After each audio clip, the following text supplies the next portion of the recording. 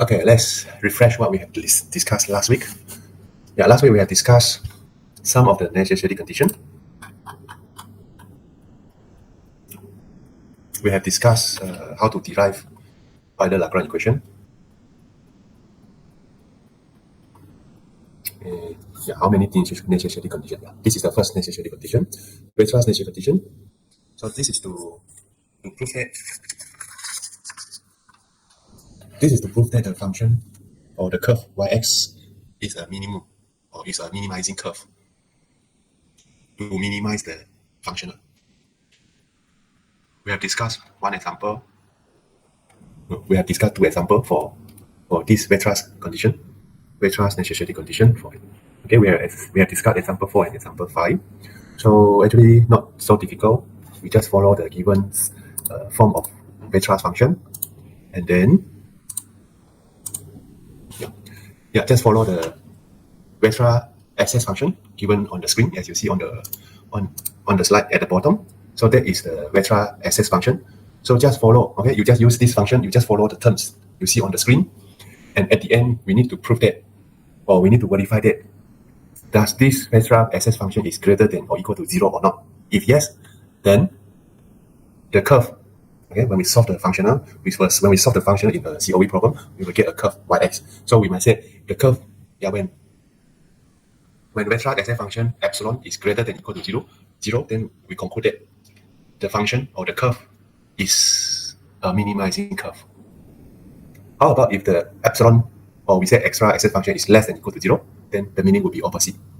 We will conclude that the minimizing curve yx is not the minimizing, the maximizing, or we say the curve is a maximizing curve when we get Weierstrass SS function is less than or equal to 0. So here I do not suggest that you remember both of them. Remember one enough. So I suggest that you just remember when Weierstrass SS function is greater than or equal to 0, then the curve is minimizing curve. You remember this statement or this conclusion is enough. When you have another type of the question for maximization problem, then you will get the opposite result, then you will give the opposite conclusion for maximizing curve. So no, I don't encourage you to remember two of them because you might confuse. So if you compare example 4 and example 5, so example 4 is quite complicated if you compare example 4 to example 5. Example 4 is quite complicated because we have several terms in SS function, in Weierstrass SS function. You see that we have 1 plus p squared and then index to power of 1 over 2 and then minus, so there are two brackets. So here we are not able to do the conclusion because we are not sure whether this Weierstrass SS function is greater than or equal to 0 or not. So that's why here we might consider the key terms which will determine whether the SS function is positive or negative. So here we consider 1 plus p x dot less than or equal to 0, then Weierstrass SS function will be greater than 0. And then for another case, 1 plus p x dot greater than 0. So what happens if we have these key terms? Then actually, for the second consideration, 1 plus p x dot greater than 0, we still cannot say Weierstrass SS function is greater than 0. Even we also cannot say Weierstrass SS function is less than 0 because we don't know what is the value of p, and we also don't know what is x dot. So if you refer to Weierstrass SS function, we only know when 1 plus p x dot less than or equal to 0, then no other negative term in Weierstrass SS function. So that's why epsilon or Weierstrass SS function is greater than 0. This is confirmed. But when 1 plus p x dot is greater than 0, then we have one negative term which is negative p 1 plus p x dot. But although we have one negative here, but we still cannot say Weierstrass SS function is positive or negative, meaning we are able to make a conclusion. So what shall we do here is we define another function, let it as capital G. So this capital G actually stands for conjugate. This is the conjugate to Weierstrass SS function. So when 1 plus p x dot greater than 0, so it is not a Weierstrass SS function, but it will change. Okay, it will change the negative term in Weierstrass SS function to be positive. Again, when we consider this 1 plus p x dot greater than 0, then this capital G will be positive. Okay, so why is positive? Because in Weierstrass SS function we have negative term, and we will change it to positive. So that's why when you do the comparison in Weierstrass SS function, the second term you see negative, right? But when we consider 1 plus p x dot greater than 0, means that we will consider 1 plus p x dot is a positive terms. Yeah, so here is based on our assumption. So because we don't know p, we don't know x, we don't know their value, we don't know p and x value, so it's very hard for us to say greater than 0 or less than 0. What we can do is consider the negative and positive. Okay, negative and positive, or negative or plus. Okay, consider the sign of negative or sign of positive. So consider 1 plus p x dot is positive term. So if 1 plus p x dot is positive, then we might let negative sign negative in front of 1 plus p x dot be positive. But if we change the negative to positive, then it is actually not a vectorial access function. So we cannot say it is a vectorial access function. So that's why we label it as capital G. And compare capital G and epsilon. So the difference is just a sign of negative and sign of positive. But notice that when we do the multiplication, G times epsilon, okay, multiplication G times epsilon, and we notice that the result will be greater than 0. This one you can do your algebra manipulation, and at the end you will get this expression p minus x dot, and then in the bracket after that square. So it doesn't matter p minus x dot is positive or negative as long as it is square. So if p minus x dot is negative, when we're taking the square, it will be positive. If p minus x dot is positive, we take the square, it's still positive. So we don't care what is the sign of p minus x dot, because we have put the square. And then 1 plus x dot, again x dot is square. So again, we don't know what is the value of x dot, but x dot is in the square. So if x dot is negative, so in the square form, it will become positive. If x dot is positive, go under the square form, so x dot square is still positive. So the whole term, p minus x dot square over 1 plus x dot square will be greater than or equal to 0. So this is the result for G multiplied epsilon. This is another way how we use it to prove that the curve we found is minimizing curve. If it is hard, okay, it is hard to verify the vectorial access function is greater than or equal to 0.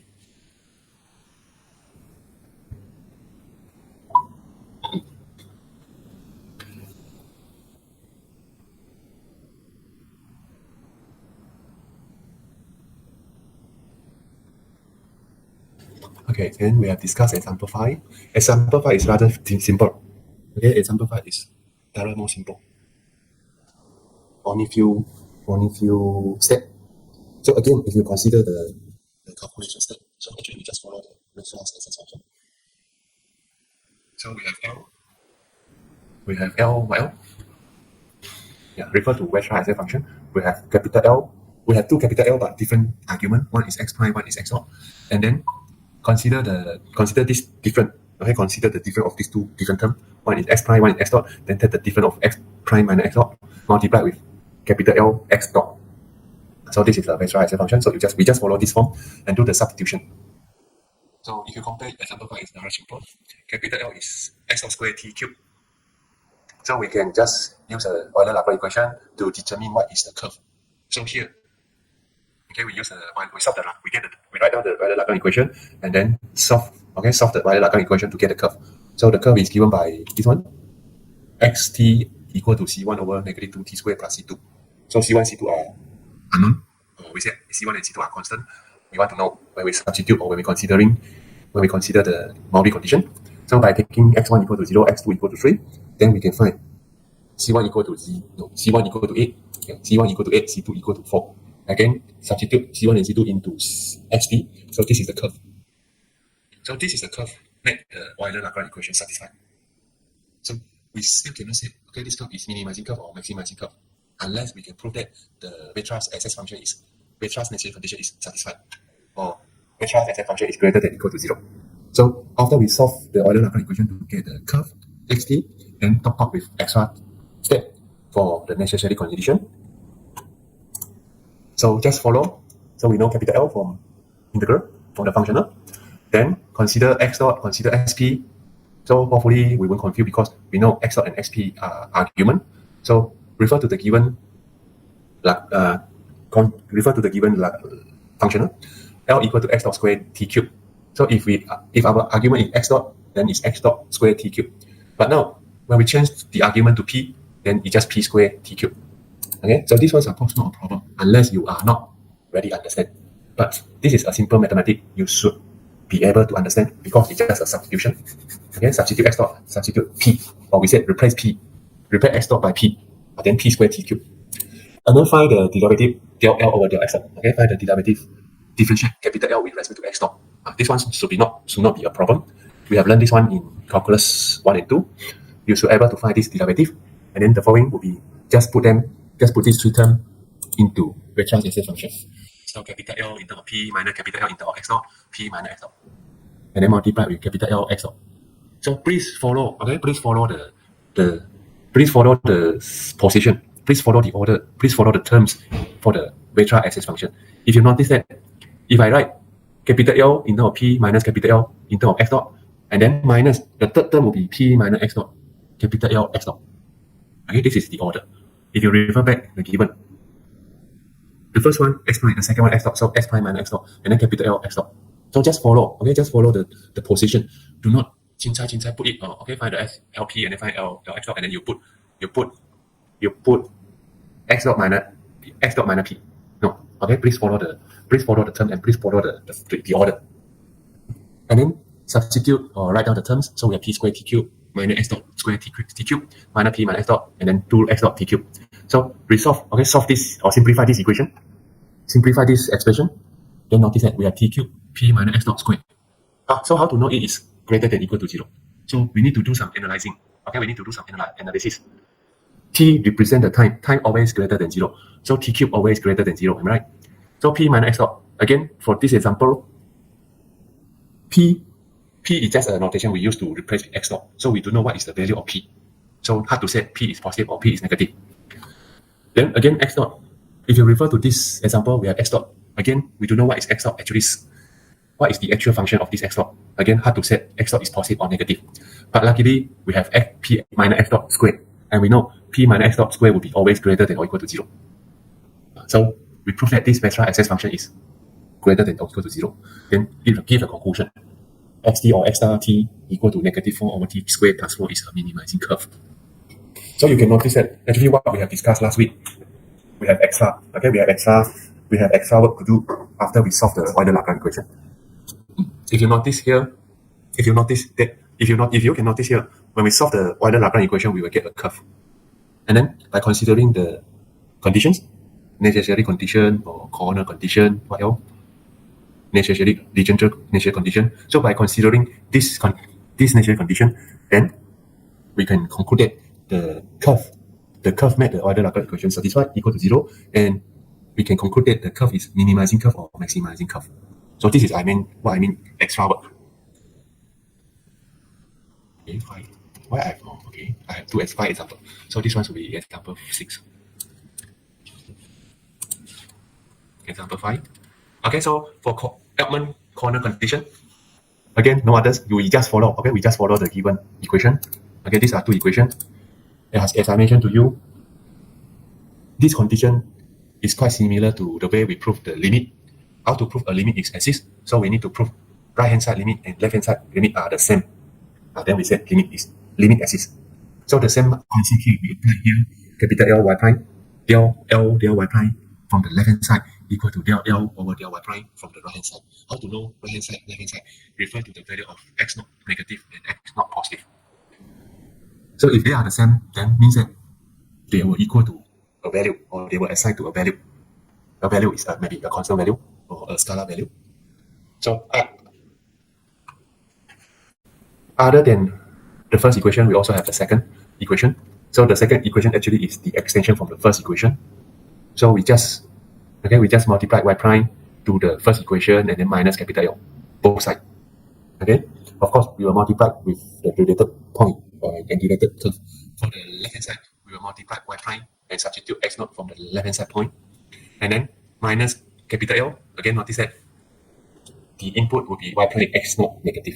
So this point or this input x naught negative in capital L, in L y prime, and y prime, their input x naught negative. So these are from the left hand side, and then from the right hand side we have x naught plus, and then for L y prime also have y prime x naught plus, and then capital L we consider x naught plus as an input for y prime. If we find the second order derivative for the capital L, so we have L y prime, then it should not be equal to 0. Then we can say the extremal, or we say the curve must be smooth.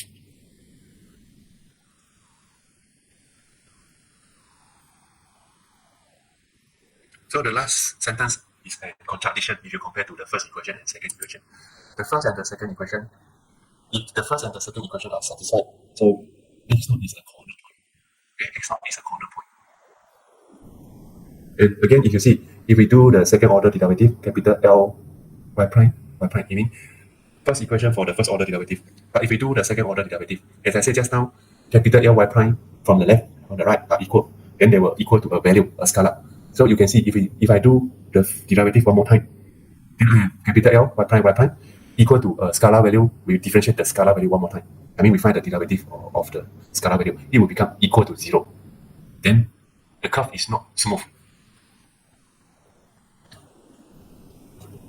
So this is the contradiction to the last sentence, the sentence at the bottom. So the extrema is smooth. So we need to prove that the second order derivative, capital L with respect to L prime. So L, capital L, y prime, their value, or this value, capital L, y prime, this value is not 0. So the curve is smooth. If E is equal to 0, then the curve is not smooth. Okay, the curve is not smooth. It will be a piecewise, okay, piecewise curve. So we have discussed example 6 and example 7. So I have wrong labeling. So we have discussed example 6 for this element corner condition. Okay, we just do the refreshing. Okay, we just refresh what we have discussed. Hopefully you can understand, or you already understand, you just refresh your memory. Okay, so for this example 6, so minimal surface of revolution. So if you refer to vector calculus, if you refer to vector calculus, this means surface of revolution. So if we generate or we turn this surface of revolution, it will produce a volume. Okay, the surface will generate a volume. So from here, identify the capital L and then find the derivative with respect to y prime, and then follow from equation L minus y prime, L y prime. So as I said, these values will be equal to the constant. So here I let C as a constant. So do some algebra manipulation to get y prime. And then from here, we can find y equal to 1. Okay, so it involves solving an integral. So we can use by substitution, taking y equal to c hyperbolic cos t. So this is the substitution in our integration. So at the end, we get x equal to ct plus b. Okay, after solving this integral, we get x equal to ct plus b. C and b are any constant. The value we don't know, so they are unknown value. And then consider the substitution just now. So consider or convert x equal to ct plus b into y equal to. So here we know x equal to ct plus b. So what is t? So t will be equal to x minus b over c. So substitute t equal to x minus b over c into this substitution. So we get the curve. So y is equal to c hyperbolic cos x minus b over c. So this is the minimal surface of solution. Okay, this is the solution, or we say the minimizing curve.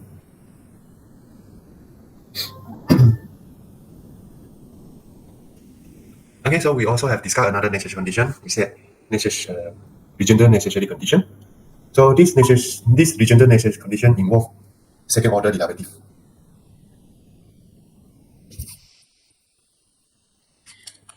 Again, notice that after the second order derivative, the value should be greater than equal to 0, should be positive value.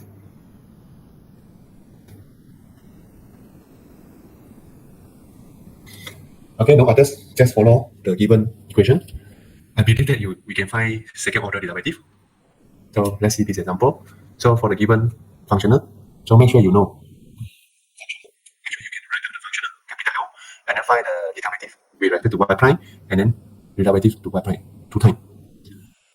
This example is not easy. This example cannot fulfill this equation. Okay, cannot fulfill the necessity condition because we don't know what is the actual y prime. So, but we can do the analysis. Okay, we can analyze this second order derivative. What happened, or what if the value of y prime is greater than 1 over sub 3? So second order derivative y capital L y prime will be greater than 0. What if y prime is equal to 1 over sub 3? So second order derivative capital L, y prime is then equal to 0. What if y prime less than 1 over 3? So capital L, y prime is less than 0. So there are three possibilities. Okay, there are three possibilities. But we don't know what is y prime.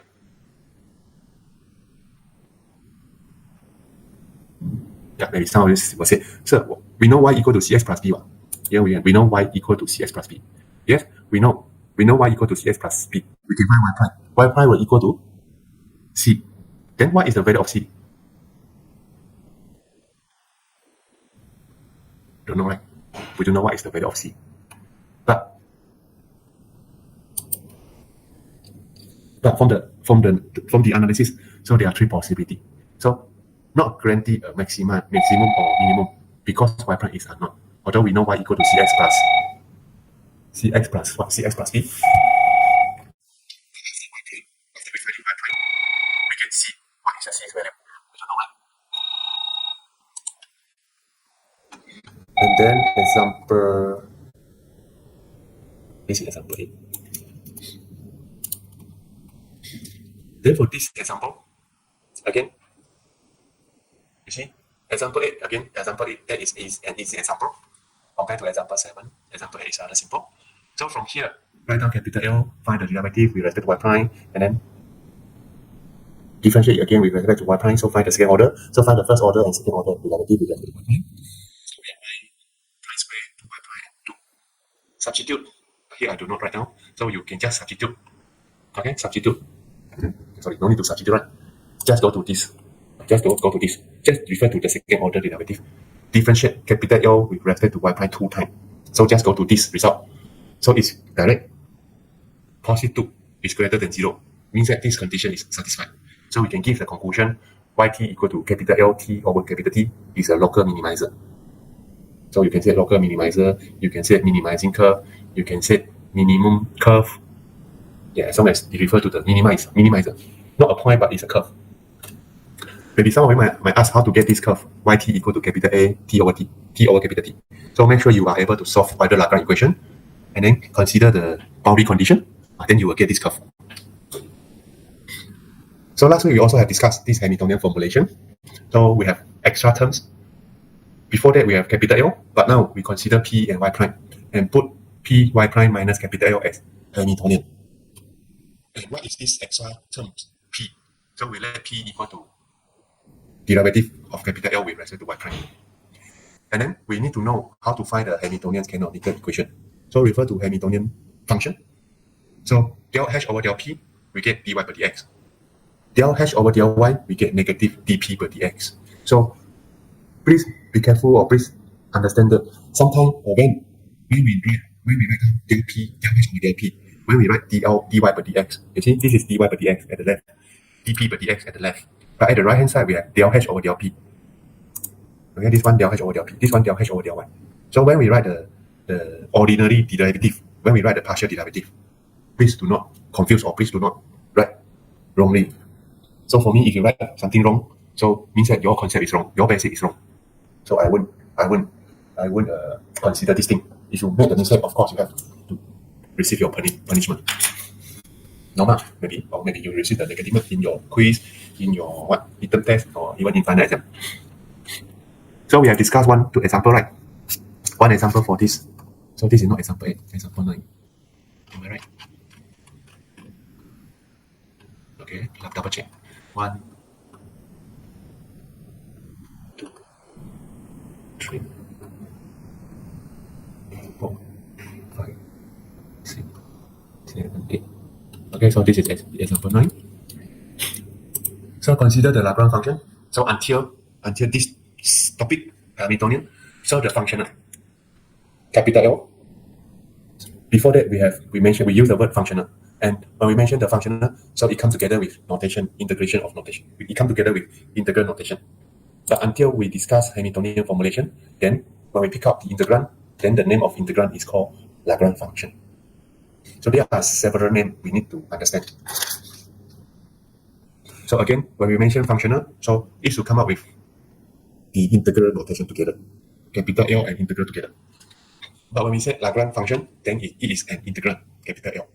So for this example, we have integrand, or we say Lagrange function. So this Lagrange function is clear 1 square root of 1 plus y prime squared. But we do know what is nxy. But imagine that this is index of reflection. Nxy is index of reflection. But what is this nxy? We don't know. It's linear function or non-linear function, we don't know. We only know the names, index of reflection. Then refer to capital L.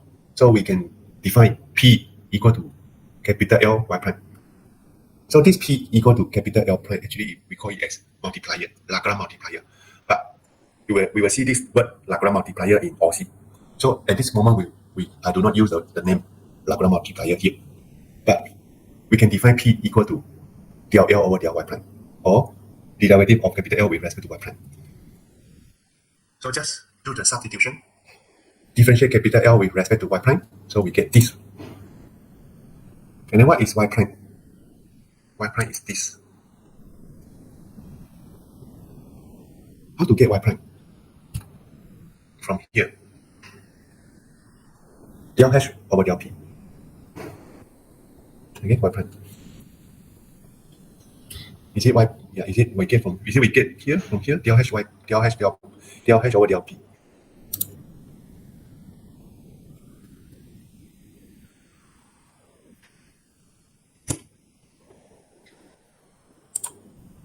It seems that no.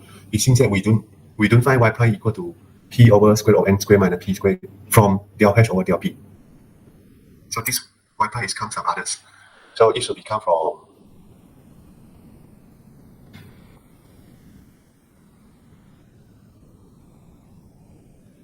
what? Maybe it come from the curve. It come from the curve from Euler Lagrange equation. So once we get y prime, then write the Hamiltonian formulation. So p y prime minus capital L.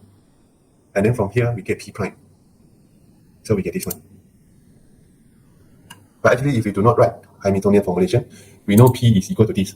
And then we can find p prime, isn't it? Okay, we can find p prime without differentiate Hamiltonian with respect to y. We still can find p prime.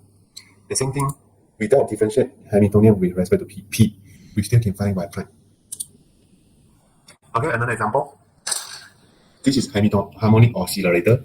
Okay, harmonic oscillator. So this is the total energy as I taught you in the class. This is the total energy. The sum of kinetic and potential energies. Then we can find the P. So the name of the P in this example is called conjugate momentum. So this conjugate momentum is given by del L over del X dot, which is given equal by mx dot. Mx dot actually is a force, right? Force. So from here, we can get x dot equal to P over m. M represents the mass. And then write down the Hamiltonian function, P dot minus capital L. P dot minus capital L. So just substitute capital L from here. Okay? Then simplify the Hamiltonian. Then refer to the Hamiltonian function. Write down the Hamiltonian's canonical function. To know what is x dot, to know what is P dot. So we don't go further. So for this Hamiltonian formulation, we only need to understand two things. First thing, how to formulate the Hamiltonian function. Second thing, how to get the P dot. Third thing, how to get x dot. So how to get the Hamiltonian canonical equation. That's all. The further we will discuss, the detail we will discuss more in OC. So these are what we discussed last week. So hopefully you have refreshed your memory. So now I think we can go to next topic, topic 3. So topic 3 actually I just introduced to you some of the example of variation of a functional. Okay, variation of a functional. So I just let you to know we have this kind of the problem. So I don't go detail how to solve. Okay, what is the solution? No, I won't go detail. So it means that I just let you to know the type of variational problem and the variation problem with constraints. So here we don't discuss how to solve, how to get the solution. We just want to know the type and the problem with constraint enough. So we don't go detail. As I taught you, we have combined this subject with OC, so we don't go further. If we go further, so of course we will discuss the method. What is the method to use to solve the variation problem with constraint? So we come up with some of the numerical method. But luckily, it's just an introduction to COV, so we don't go detail. But we should know the basic and the general form of variation problem. So let's start. Type of variational problem. So this is called type of relational problem. Remember in the beginning of the beginning of the calculus operation, we discussed the classical problem, right? Classical problem and type of variation problem will be different. The type of variation problem refer to what we discussed right now. When we're talking the type of variation problem, so the classical problem also refer to this. I mean, if you see the form of the problem in the classical problem, then the problem will be category in one of the form, one of the type. So so far what we discussed is this one. Okay, the form of classical problem in COV, classical problem in calculus operation is in the third one. We said the Lagrange problem. So we have integral and then capital L. So that's why I prefer using capital L, because this is the standard notation we use in COV. So, so far we use this one. So it's called Lagrange problem, or we say COV problem, or we say functional in COV, or we say the classical problem. Okay, classical problem or classical problem in COV. So it's called Lagrange function. The general form, okay, the general form of this integral is called the Lagrange problem. What if refer to this Lagrange problem, we add in a function. Okay, we add in this function, capital pi. Okay, capital phi. We add in the capital phi. So we not only have integral, but we also have capital phi. So if you compare to the integral, we solve in calculus. So if we want to solve a calculus, we will solve an integral. Okay, when we solve an integral, at the end we will put plus c, right? Okay, let's say we have y equal to 2x and y prime equal to 2x. Then find y. So integrate y prime, we get y. Integrate 2x, we get x squared. At the end, we put plus c. But now, upgrade your mind. Okay, upgrade your mind so that we agree that plus c, it is not necessary to write plus c at the end after solving the integral. We also can write down plus c together with integral. Okay, no need to put plus c at the end. Yeah, this is the mindset you have to have for our discussion.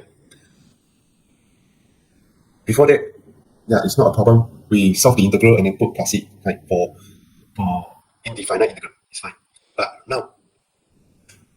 But now we will consider plus c together with integral. And again, although the integral is not indefinite integral, the integral we consider is a definite integral. So there are two different things compared to what you have learned in integral. First thing, we can write plus c together with integral. This is first thing. Second thing, definite integral can come together with plus c. So now what is this plus c? Before that we said plus c stands for any constant. But in our situation right now, this plus c refers to a function, or we said to a functional. And this functional is given by big phi function, big phi.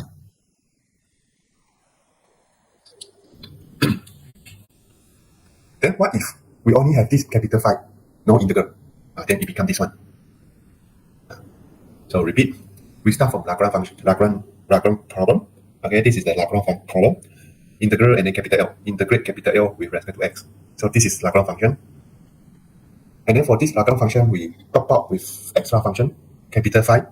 Then this is the complete. Okay, this is the complete form of COV problem. And this form of the problem is called Brazza problem. Okay, Brazza problem. But what if we only have capital phi, we do not have integral? Then it becomes Mayer problem. Okay, Mayer problem. So I said the Brazza problem is the complete because the Brazza problem include integral terms and no integral term. So for optimization problem, we only have big phi, no integral form. Okay, for optimization. So in the other word, for optimization problem involving capital phi without any integral, or for optimization problem involving the Mayer problem, then it's just a static optimization problem. And then for optimization problem involving integral, like Lagrange problem, Brazza problem, then we will go to COV problem and also OC problem. So I have mentioned many things. So just go to the basic. The first problem is called Brazza problem. The second problem is called Mayer problem, and the third form is called Lagrange problem. Okay, no others. You just follow the form of the functional, and then to give the name or to identify the name. And make sure when you see the name, you know the general form of this functional. And this is another optimization problem. So far in optimization problem you take next semester, would not cover this integral constraint. So in optimization problem, we only consider function equal to 0, a function equal to 0, or a function is less than or equal to 0. That's all. But in COV, we can consider an optimization problem with the constraint in terms of or in integral form. We call integral constraint. So the constraint is not a function, but it's in integral form, like what you see on the screen. So the constraint are, I said because there are two types of constraint. So integrate capital M, integrate M function M with respect to x equal to 0. Integrate capital N with respect to x less than equal to 0. So the first one is called equality constraint. The second one is called inequality constraint. The first one is called objective function.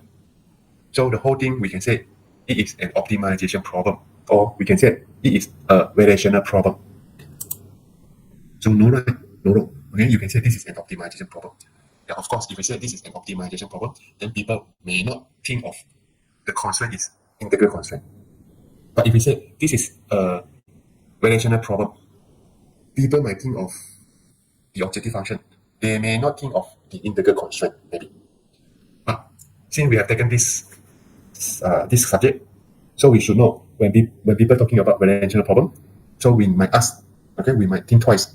Okay, we may ask, do you consider the integral? What kind of your integral? Is it your integral in integral form? Is it your constraint? What is your constraint? Okay, if you see somebody talking about variational problem, so you might think twice. You can ask them, how about your constraint? Does your constraint in integral form? This might happen. But normally, when they solve variational problem, they might consider the integral. In what I mean is in research area. Okay, in the research, we will consider the integral constraint. We will consider the constraint when solving variational problem. But since this is for our coursework, right? Our coursework. So in coursework, we won't go difficult. Okay, we do not cover the difficult part. So that's why you see from our discussion, we only discuss how to solve variational problem only with objective. We do not consider integral. Even we have discussed this problem with integral constraint, but actually I don't go further. I don't discuss with you how to solve because it involves some of the numerical method. So this is the reason why some of the method, sometimes that method is called numerical method. Sometimes the method is called optimization method. For example, Newton method. You learn Newton method in numerical method, right? In numerical analysis. But you will learn this Newton method. You will use this Newton method to solve optimization problem. So Newton method also can say as one of the numerical optimization method other than numerical method. Okay, so we have constraint. Then of course, if no constraint, yeah. So far what we discussed, we derive Euler-Lagrange equation, we get a curve. So what we discussed in chapter 2, in topic 2, actually is a variational problem with no constraint. Okay, variational problem without constraint. So that's why we don't have constraint. So what we have discussed in topic 2 are still valid when we consider integral constraint. Okay, so you can see here, if no constraint, so actually we don't need to have the second term and the third term in summation form. But now we need to consider constraint. So what shall we do? So we just introduce, you see, integral, the first integral, the second integral. So we will introduce two variables. For equality constraint, we will introduce multiplier, Lagrange multiplier. Okay, Lagrange multiplier. For less than equal, to make it simple, I should not use multiplier, Lagrange multiplier. I just say multiplier. Okay, so we use two multiplier, one for lambda I, one for mu j, sorry. So lambda I multiplied with capital Mi, mu j multiplied with nj. So normally for inequality constraint, we will use the notation mu. Okay, we will use the multiplier mu, and then mu multiply n. For equality constraint, we will introduce lambda and multiply lambda capital M with equality constraint. Okay, now come back here. We have Mi, okay, Mi. Yeah, this one should be J, it's okay. So Mi, it means that we have M1, M2, M3 until N, this one should be J. Nj to N1, N2, N3 until N. So because we have many, maybe M for you, N for you are too many. Maybe we can say N equal to, let's say equal to 3, M equal to 3, N equal to 4. So we have 4 equality constraint in integral form. We have 5 integral constraint in equality integral constraint. So there are 5 inequality integral constraint. So I equal to 1 until 4. So we have lambda 1, m1 plus lambda 2, m2 plus lambda 3, m3. And then for mu, so we have g equal to 1 until n equal to 5. So we have mu1 n1 plus mu2 n2 plus mu3 n3 plus mu4 n4 plus mu5 n5. So if we let 4, 3 and 4 to be a general number, so we have m, we have n. So there are so many, so we cannot list out each of them. So we use the summation to represent them. So that's why we have summation. So how many mi, how many equality constraints we have? So n, so from I equal to 1 until n. So multiply n lambda I mi. And then how many n we have? So we have n. Okay, we have n. So write the summation from j equal to 1 to n, mu j times ng. So the first equation just let us to know for the constraint. Okay, for the constraint problem. So we have to introduce multiplier. And one thing you should notice that when we introduce multiplier lambda and mu, multiply lambda with m, multiply mu to n.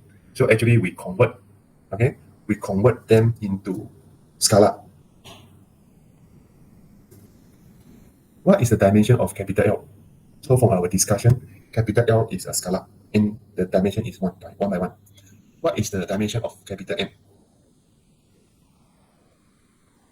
It's 1 by 1, right? The same form, integral, functional. So it's 1 by 1. But because here we have many m, we have many j, we have many m, we have many capital M, we have many capital N. So we cannot just write down plus mi, summation mi plus summation nj. Okay, we cannot just write down although n and j, n and n, capital M and capital N are scalar, although their dimension are same as Laplace function. But now we want to join them. Okay, we want to join objective function, constraint function into one function. So we cannot just write down capital L times capital L plus mi summation mi plus summation nj. Cannot. We have to introduce multiplier and then multiply with m, multiply with n, and then just can combine the constraint together with objective function. So here capital L is called objective function, or we can say it is a cost function. And the second equation is in vector form. So just now we have m1, m2, m3 until mn. Okay, although their dimension is 1, m1 dimension is 1, m2 dimension is 1, m3 dimension is 1. Let's say I have 3m, m1, m2, m3. So I can write m1, m2, m3 in vector form. Am I right? m1, m2, m3 in vector form. So I can write it in row vector. So it will be 3 by 1. No, 1 by 3, sorry. In row vector form, so it's 1 by 3. If I write m1, m2, m3 in row vector, not in column vector, so it will be 3 by 1. So it depends on how many m, then we have how many lambda. So if more than 1, then m is a vector. So we need to introduce lambda also in vector form. So that's why you can see that lambda transpose m. In the first equation, we have mi. So it means that each of them, m1, m2, m3 until mn. But in the second equation, we do not see mi. So m represent a vector. So in the vector m, capital M, we have m1, m2, m3 until mn. So depend on how many m we have, then we also need to introduce how many lambda. So you can see that if n, we have 2m, so we should have 2 lambda, m1 and 2, so lambda 1, lambda 2. So capital M is a vector form, lambda also a vector form. So how to make the multiplication to get a one dimension outcome. So let's say m is 2 by 1. So m, we have m1, m2, so 2 by 1.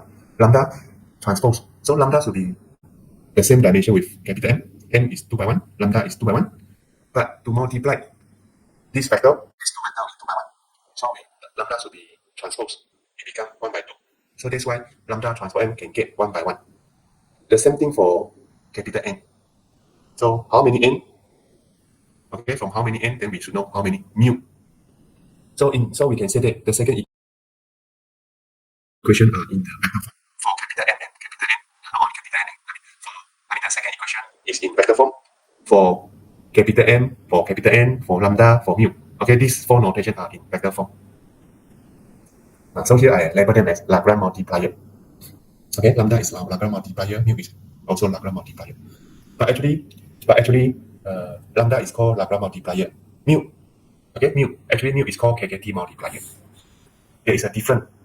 Okay, there is the difference because mu is a multiplier we use for multiplying inequality constraint function. So in optimization, lambda and mu are the standard notation we use. Okay, lambda and mu are the standard notation in optimization used to multiply constraint function. Again, lambda is a multiplier we use to multiply equality constraint function. Mu is the notation we use to multiply inequality constraint function. So this is just a symbolic form. So I don't know whether you can get what I mean. You try to understand. Okay, to find the necessary condition. So differentiate. Okay, differentiate or we say refer to the Euler-Lagrange equation.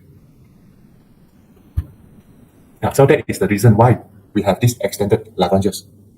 So after we write down the extended Lagranges and refer to this extended Lagranges, write down the Euler-Lagrange equation. So of course our Euler-Lagrange equation is in terms of extended Lagranges. If you see on this slide, you see this screen, we not only have Euler-Lagrange equation, we also have extra, the second one, this one. So this one is for equality constraint. And this one, this is the necessary condition for equality constraint. Now we will discuss this one in more detail in next semester, technique of optimization. But for this moment, I should let you know that refer to the optimization problem you see in this slide. Because we have inequality constraint, because we have inequality constraint, then when we consider the necessary condition, we need to consider this equation as necessary condition. And again, this necessary condition is specific for inequality constraint. How about if we do not have inequality constraint? So again, refer to this optimization problem. Let's say we only have objective function and equality constraint. We don't have less than equal. We don't have inequality constraint. We only have objective function and we have equality constraint. And when we write down the necessary condition, so doing the same thing, define the extended Lagranges, and then write down the necessary condition. The first equation is enough. For case, we don't have inequality constraint. If no inequality constraint, so no, we don't have this necessary condition. So this necessary condition is for inequality constraint. Because just now I have shown you this problem. We have equality constraint, we have inequality constraint.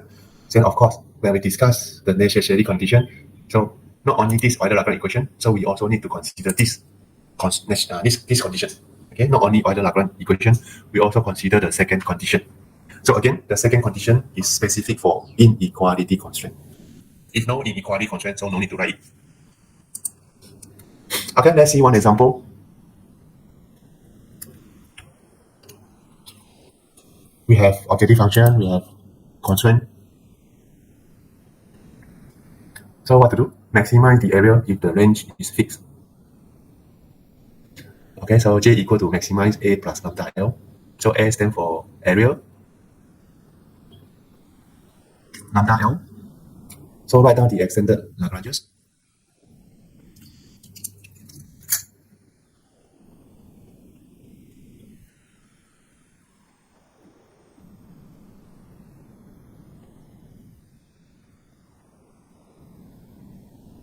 Okay, can you write down the extended Lagranges?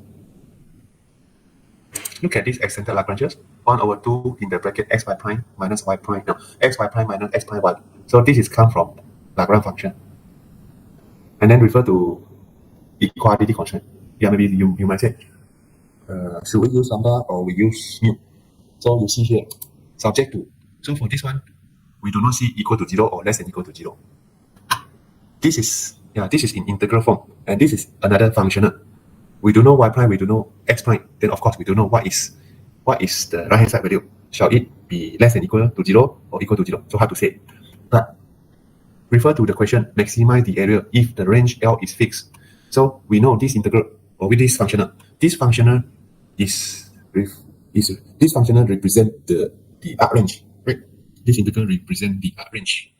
So arc range could be what? When we find arc range, so the arc range should be greater than equal to 0, isn't it? Greater than equal to 0. Okay, arc range can be greater than equal to 0. But impossible we find arc range and we get negative value, isn't it?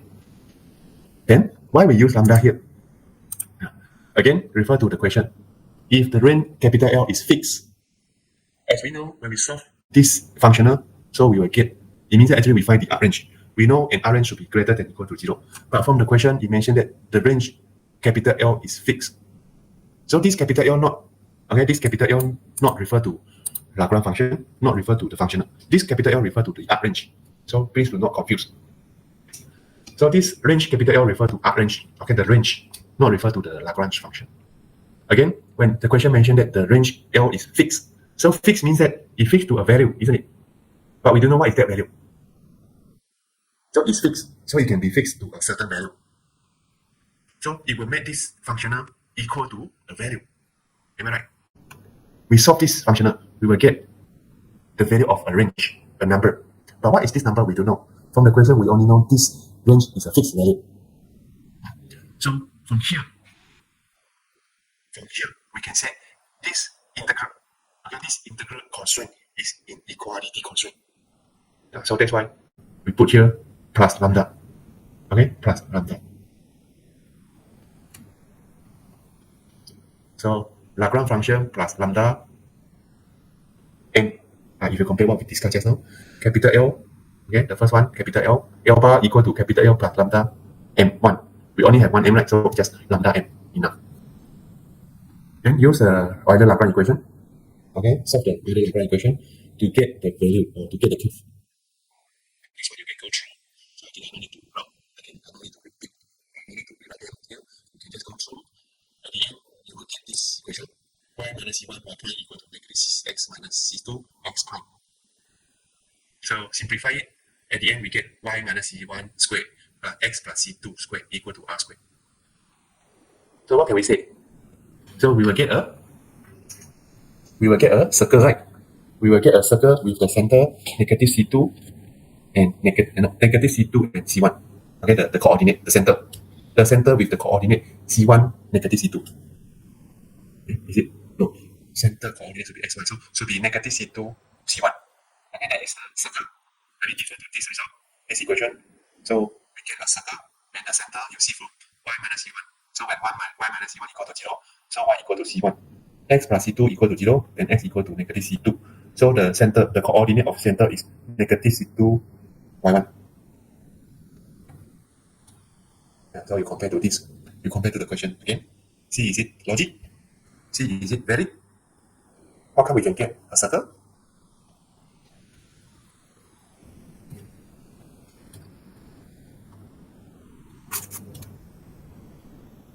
Okay, next. Point Y constraint. So this is another type of the problem. So we consider the variational problem subject to an algebra constraint. So just now we had integral constraint. But now, we only consider a function m x1 equal to 0. So we name this constraint as algebra constraint. So again, write down the extended Lagranges. So this kind of the problem is more simple. So L bar extended Lagranges equal to L plus lambda m. We only have one m, so 1 lambda multiplied with 1 m. And then use or write down the Euler-Lagrange equation. Okay, write down the Euler-Lagrange equation. And then write down the equality constraint equal to 0, so mx1 equal to 0.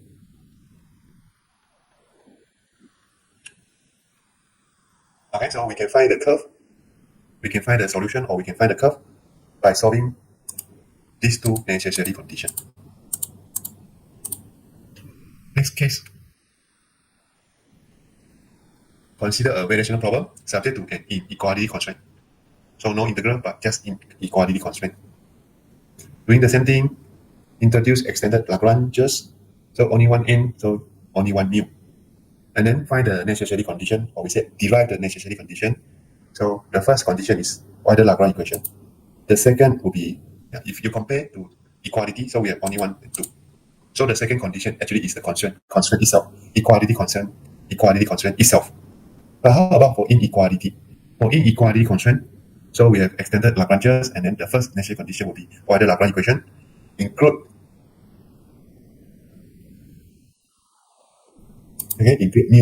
mu del n over del y. Okay, include this term. Just now, we are extra, right? Our Euler-Lagrange equation not only 2 terms but 3 terms for equality. But just now, when we discuss integral constraint, you have 1, 2, 3. This is extended, so we have 1, 2, 3 term. But for M equality constraint, so we have 3 term, right? 3 term. Yeah, just now we write capital L, but actually this is capital L, isn't it? Okay, look, refer back again.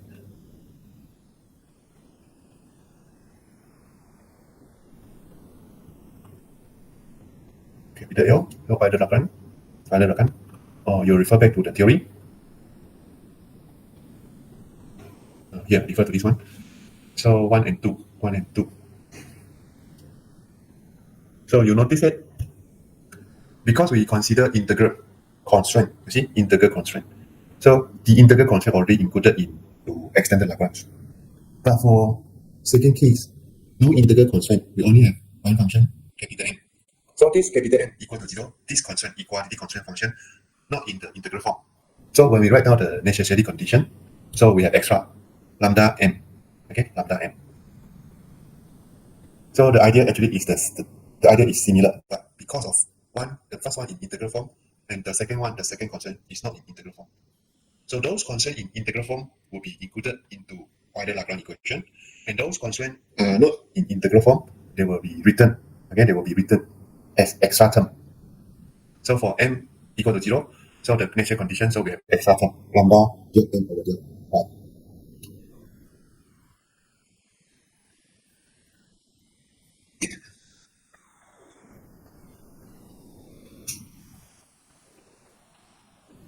And then for inequality constraint, again we have Euler-Lagrange equation. Okay, for the first order necessary condition, we have Euler-Lagrange equation. The first one is called Euler-Lagrange equation, and then we have inequality constraint itself.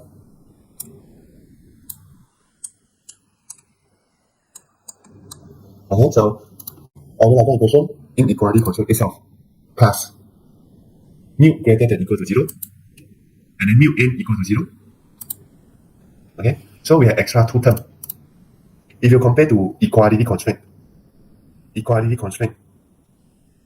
so we have Euler-Lagrange equation and equality constraint itself, no more.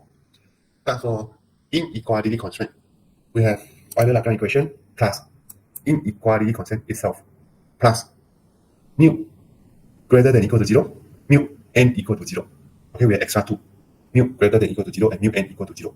Why we have this mu n equal to 0? Mu equal to 0 when n less than 0. Mu greater than 0 when n equal to 0. This is we call active and inactive constraint. For n, originally capital N less than equal to 0 is inequality constraint. So for this inequality constraint, if we separate less than equal to 2, less than equal to 0 can be less than 0 and equal to 0. Right? Again, less than equal to 0 can separate or can divide into less than 0 and equal to 0. So in optimization, n constraint equal to 0. So this is called active constraint. So for active constraint, multiplier should be greater than 0. So for multiplier greater than 0, it means that we have to find what is the value of multiplier. We cannot just let mu greater than 0, that's all, cannot. So mu greater than 0 means that mu should be a number, and this number should be positive greater than 0. Then what is this number? We need to find out. And then for constraint less than 0, n less than 0, so it is inactive constraint. Okay, inactive constraint. So mu equal to 0. So for mu equal to 0, then we no need to find the value of mu because mu already equal to 0. What we need to do is just verify it. At the end, when we get the solution, we need to verify it or we need to show that is it capital N is very negative value. So again, n equal to 0, find the value of multiplier, and n equal to 0 is called active constraint. So n equal to 0 is active constraint, we need to find multiplier. N less than 0 means that n is inactive constraint. So mu equal to 0. N less than 0 is inactive constraint, mu equal to 0. So no need to find mu because mu already equal to 0. We only need to verify that n is negative value at the end when we get the solution.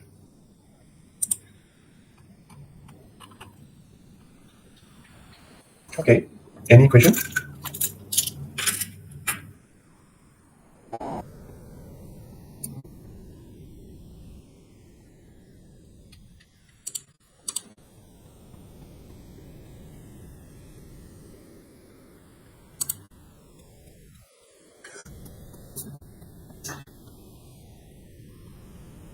So I believe that you are able to solve the necessary condition in order to get the value of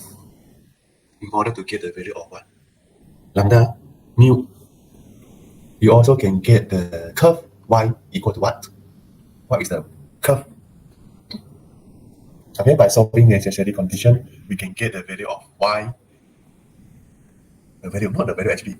I mean, when we solve the necessary condition, we won't get the y equal to a value, but y is in terms of a function. It means that when we solve the necessary condition, we should get the curve or the function y in terms of x, and then we should know, or we should get we should able to get the value of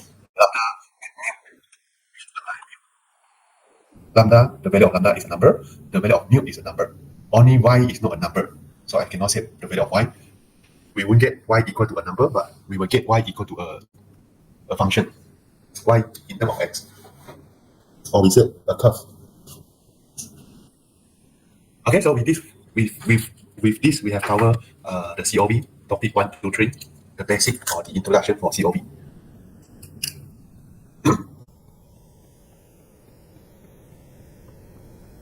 Okay, we rest for 5 minutes, then we will go to nonlinear control.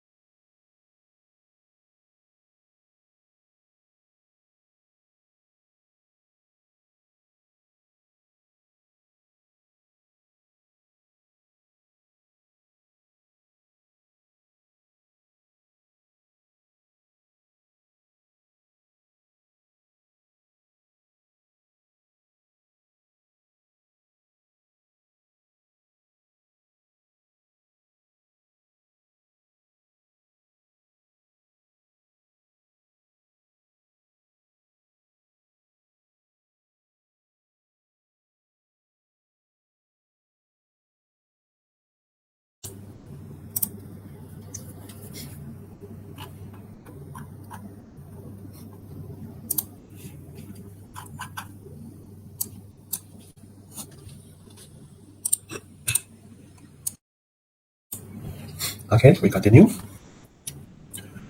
Okay, so for nonlinear control, so we will discuss two solution method, one for using dynamic programming, and another one we will discuss how to use variational approach.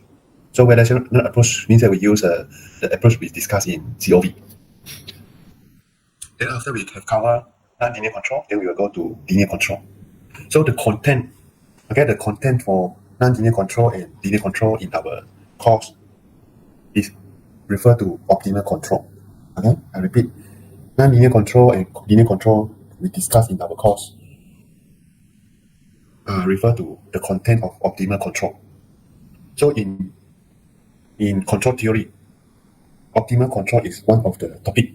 Okay, so optimal control is one of the topic in control theory.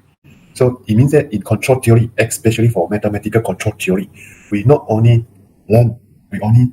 discuss optimal control. Actually, we also discuss other kind of control. For example, neural network control, fuzzy control, stochastic control, robust control. So there are many control in control theory. So in our content, we only focus on optimal control. Okay. So if you are interested, then you can search in internet or you can borrow the book from library to learn more for the control theory. So to understand the control theory, actually we should start from the control system. Okay, control system. In the previous topic or in the previous course, in the previous subject, optimal control, actually we start from control system. But since we already combined with COV as introduction, so the control system already taken away. So not in the syllabus, but for the related term, I will mention to you for the control system. So actually the control system, when we're talking about a control system, actually not different. Okay, no different compared to dynamical system. If you have learned mathematical modeling, you have learned linear differential equation. So the system you learn in mathematical modeling, in ordinary differential equation, they are called dynamical system. Then what is the difference compared to the dynamical system and control system? So control system is one of the dynamical system. So in control system, we have control variable. Okay, in control system, we have control variable. Through the control variable, we want to control the system. We want to control the dynamical system so that the dynamic, the nonlinear dynamic or the behavior of nonlinear, or we say the nonlinear behavior can be go to zero as fast as possible. Or I can say in control system, we have control variable which can force the trajectory or can force the solution of dynamical system go to its steady state, or we say equilibrium point, as fast as possible. So this is for control system. So when we're talking about control system, of course, the stability is one of the main topic. So when I say the control variable can force the solution of the dynamical system go to equilibrium point as soon as possible. So it means that the system should be stable. I mean, the control system should be a stable system. But sometimes it is a control system, but the state trajectory would not show a steady state. The solution of the dynamical system in a control system may not go to the steady state. They will go to somewhere, or the system review the nonlinear behavior and randomness. And then there are two possibilities.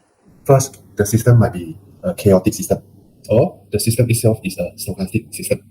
So these two possibilities are not covered in our syllabus, but I tell you the extra. So chaotic system and stochastic system are not covered in our syllabus, but in control system, these two possibilities might be happen. But so far in our content, we only consider the stable. Okay, we only consider the system can be controlled and the system is stable. Then of course, we have several ways to identify whether the system can be controlled or whether the system can be observed. So in control system, we not only find the solution, but we also investigate the controllability and observability of a system. So for a control system, how to know this control system can be controlled? How to know this control system can be observed? Then they have some of the calculation, some of the equation we can refer to calculate. But these two controllability and observability are not in our syllabus, but in control system, actually we have these two property, controllability and observability. So basically, or simply to say, in control system, we may consider the controllability, observability, stability, and one more is called traversability. There are four DT. Okay, there are four DT. First, controllability. Second, observability. Third, stability. Fourth, trustworthy. Okay, traversability. So we will consider these four property in control system. So because we consider the optimal control, okay, we direct go to optimal control. So I will not go further for this. Consider this four: stability, controllability, observability, and trustability. But if you are interested, you can search in internet or you can personal WhatsApp me to understand more about these four DTs. It's quite interesting. So again, because we direct go to optimal control, so we will assume that the system we consider should be stable, should be observable, should be controllable, should be trustable. So from the word itself, controllable, so it means that the system can be controlled. Observable, the system can be observed. And then stability, of course, the system is stable. And then transferability, it means that the system can move from initial value to terminal state. From x0, so we have x0. From t0, we have x0, initial state. So for the transferability, we can move the system, we can move the state equation from x0 to xn to the terminal x. So this is transferability. Okay, so for the nonlinear control, how to use this dynamic programming to find optimal solution. So for dynamic programming solution approach, I think you have learned dynamic programming, am I right? So the dynamic programming you learn actually is a basic concept in here. I mean, we will use the concept of dynamic programming to solve the nonlinear control problem. So the way to use dynamic programming may not the same as you know for the dynamic programming. Yeah, I think it's the mistake. Programming, no N. It's SI here, no N. Typo. So in our content, we will consider two kinds of the system: discrete time and continuous time. Okay, let's move to discrete time first. So for me, discrete time system is more simple, most easy, because it just involves the sequences.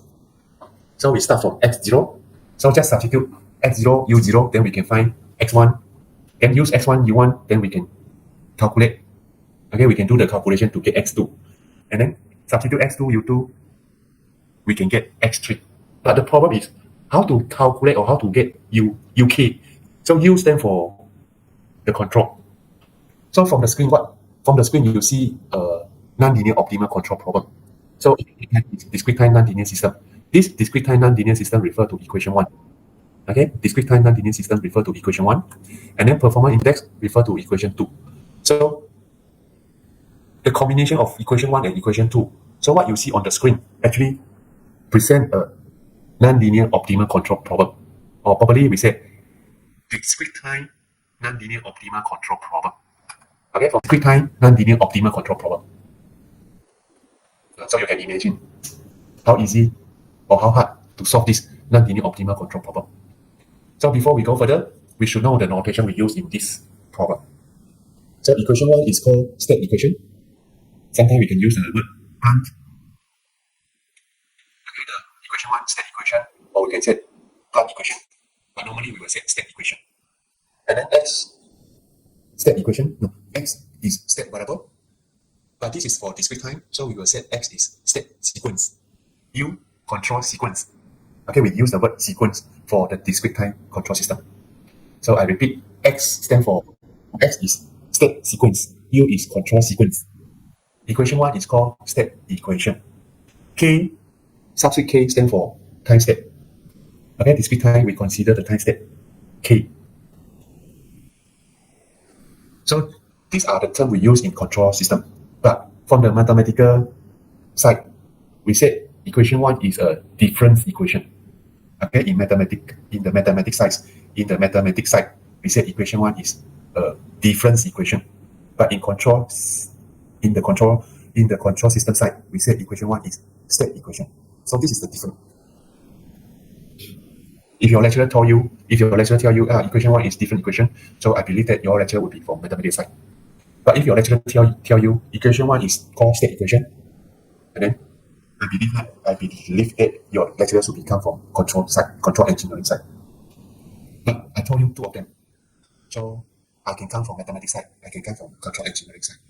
But when I discuss with you this optimal control, I might think of the control engineering side because I focusing on the control engineering, especially for the control system.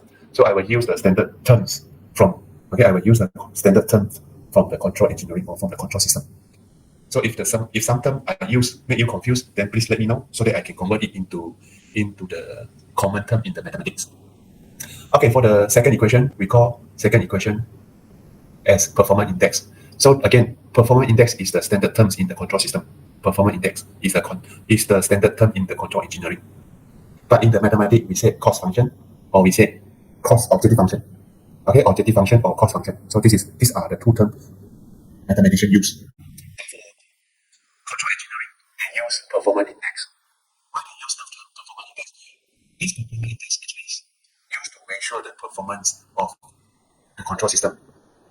Okay, this performance index to measure the performance of a control system. So when we apply a control variable into a system, so does this control system perform well? So it doesn't perform well or not perform well. So what is the cost if we want to add in or we want to use the control variable into the system? So it means that we want to use the control variable, then we need to pay. Okay, we need to pay cost. Okay, so come to control performance index. So when you look at second equation, there are two terms, right? J, normally we will use J to represent performance index. And the two terms I mentioned to you just now, so the first term is small phi. Small phi, this one.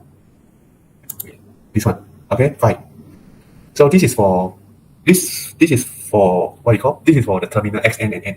I mean that the input are xn and n, terminal time and terminal state. So this phi represent the terminal cost. Okay, terminal cost.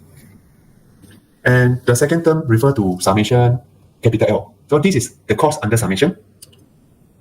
Okay, the cost under summation. We also name this cost under summation as the operating cost. Okay, operating cost. So capital L. So this capital L actually is similar to the capital L in COV. We call it as Lagrange's. So the notation you see on the screen are the standard notation we use in control system. Only the K. Okay, only the K. Some of the textbook or some of the resource you see from internet, they might write K in the bracket. So what I mean is X in the bracket K plus 1, X K in the bracket is X in the bracket K. So this is another way to write state equation, state variable. Either we write X subscript K or X in the bracket K also can. And normally we will use capital N to represent the terminal time. So we want to make the difference compared to continuous. Maybe some of you might find it when you refer to a textbook or you refer to some of the resources in internet, the author do not use K, they might use T. So you see ST plus 1, FXT, UT also can. But I mostly prefer to use the standard notation for the control system. So the notation I use in the slide are the standard notation. And one thing you have to notice, if I have performance index JIXI, so my summation should be start from K equal to I until capital N minus 1. So the index I refer to JIXI, so KI until N minus 1. If I put J0 X0, so the summation I write should be K equal to 0 until capital N minus 1. Okay, notice this thing. And then the time interval. Yeah, because this is discrete time, so we consider time I to N. Okay, I until N. So I is the initial time, capital N is the terminal time. So when K equal to 0, so we start from initial, from the beginning. When K equal to capital N, so we reach to terminal time. So we have initial time, we have terminal time. Of course, we have initial state, we have terminal state or final state. maybe we use initial time, terminal time, initial state, and final state. Okay, this is to make the difference so that we won't confuse. And then how about the control? As I said, this is control sequence, UK. So note this thing, the terminal cost. The terminal cost would not consider the terminal cost. No. Control sequence. The terminal cost only depend on the final time and final stage. And one more thing I have to highlight here is the summation. So for this summation k equal to I until n minus 1, if we expand this summation, it means that we have capital L in the bracket xi ui plus capital L x1 u1 plus capital L x3 u3 plus until capital L u subscript n minus 1 u subscript n minus 1. So we expand. So make sure you're able to expand, you're able to summarize. Okay, make sure you can expand capital L, or we say the operating function, the operating cost function. You can make sure you can expand this. Expand it. I use the word expand. Make sure you can expand cost function capital L. Depend on how many I we have. I equal to 1, 2, 3, so you have to write 3 terms. I equal capital N equal to 4, so you have to write down 4 capital L with different X and I. And then make sure you are able to summarize. If I give you 5L with different X, so X1, X1, U1, X2, U2, X3, U3, X4, U4, X5, U5, you are able to summarize it into summation by using the summation sign. Okay, so from now, all the basic idea, all the basic concept, all the basic knowledge, I assume that you know, you understand. The basic concept you have, the basic technique you know. Basic technique means that you refer to the summation, you know how to write, how to explain, or how to summarize. And then the basic technique, if you have SK, UK, then you know how to find SK plus 1. So these are the basic. And one more thing I forget to mention before I go further. Yeah, this is also a basic. Look at the summation. If I have k equal to I until n minus 1, so LSK UK. So if I write summation k equal to I plus 1, n minus 1. Okay, I repeat my question. So now the summation is k equal to I plus 1 to n minus 1. So we have extra capital L, I mean plus capital L, xi ui. I'm not very sure you understand or not. Yeah, maybe I type it here for you to see. Yeah, this is the basic for using the summation. So it should become as the basic too. Okay, wait for a moment, I will type for you.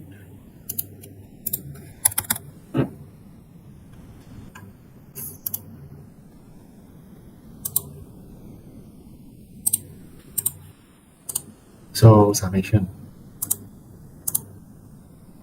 So I don't use the number, or are notation and simple. So if I make you unfamiliar or I make you confused, so you should know what happened. If you feel unfamiliar or you feel confused, it means that there are several reasons. First, maybe you are not eligible to take this subject. Maybe. Second reason, maybe you are weak in the calculus. Okay, so just now we consider this. I cannot give you so many reasons. If I give you many reasons, then I think that you are feeling down. You'll be unhappy.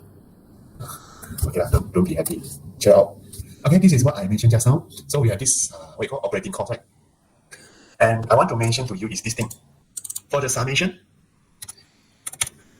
just now I said we can expand it, right?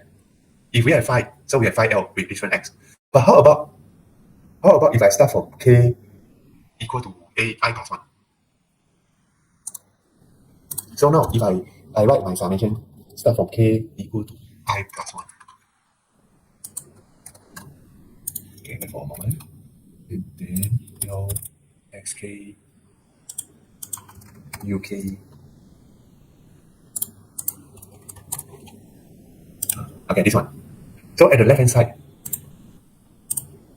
Okay, at the left hand side is the operating cost we discussed just now. So if I expand, okay, so K equal to I, but now my summation, I start from K equal to I plus 1. So it means that where is initial? We need to write extra term, right? What I mean here is these two summation actually is not equal. The left hand side we start from k equal to I, but the right hand side we start from k equal to I plus 1. So where is the k equal to I? Where is the term for k equal to I?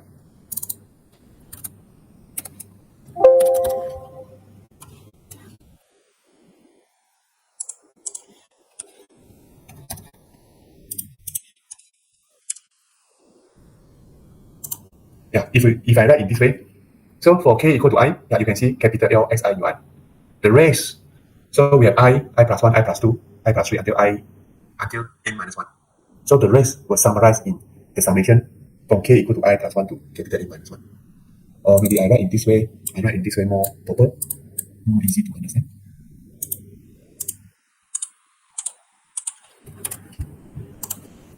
Yeah, so if you cannot follow, so I guess one of the possibilities is your calculus is very big. So please do your division. Okay, so I write in this way.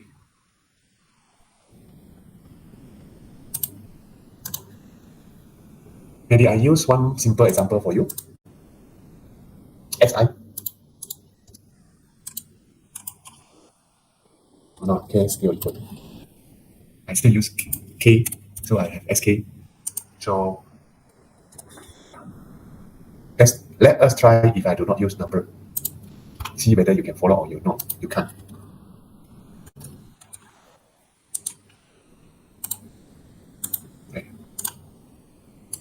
Okay, so let's see this one. Sequence. So we have sk, k equal to I until n minus 1. So no more numbers here. All are notation. All are letter. All are letter here. All are alphabet. No more number. So can we extend? So we have x, I, x, I plus 1. Am I right? Am I right? So once we extend sk, so k equal to I. So the first term is xi. So I, then second term is I plus 1. The third is I plus 2, I plus 3, I plus 4, I plus. So we do not plus until which number, but we know at the end. So what happened in the middle? We don't k, but we know at the end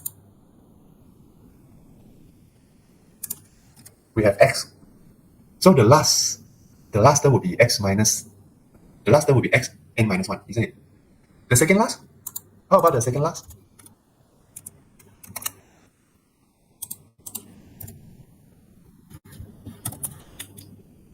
Okay, if you extra 3 term at the beginning, 3 term at the end, also 3 term.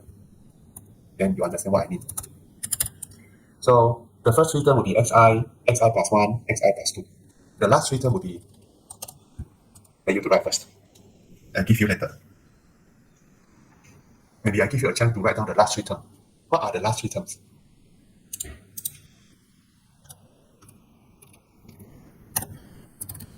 Yeah, do not tell me you don't know. So this is a basic. Okay, this is I said the basic. The 3 term, the first 3 terms, so xi, I plus 1, xi plus 2. Why I put plus? Because summation. So xi plus xi plus 1 plus xi plus 2 plus dot. So in the middle, after I plus 2 plus 2, so should be I plus 3, I plus 4, I plus 5, I plus 6. So we don't care how many. But we know at the end, we should get x plus xn minus 1. But before plus xn minus 1, we have plus xn minus 2. Before plus xn minus 2, we have plus xn minus 3. So in the middle, actually we don't care. So this is the summation, the concept or the basic of the summation. So the same thing happened.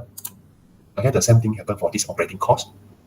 If I write summation k equal to I until n minus 1, so it's possible, right? It's possible I write capital L xi plus x ui plus summation k equal to I plus 1 until capital N minus 1 for capital L. Okay, so this thing you have to understand because I will use this one in the following discussion. Okay, so come back to here. You ready to go to the next slide?